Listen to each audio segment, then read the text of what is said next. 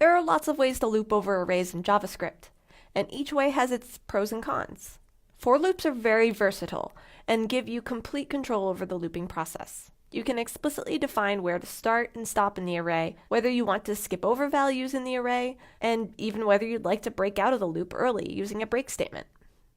When in doubt, you can probably use a for loop to do it.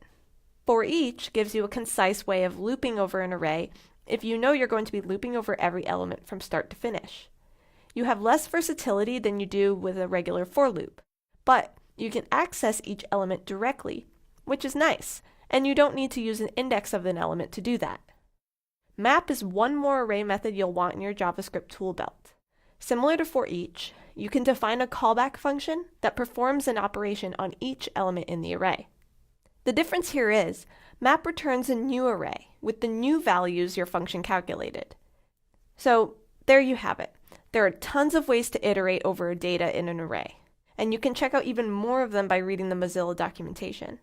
But for now, you got 3 you can pull from, depending on what you need to accomplish.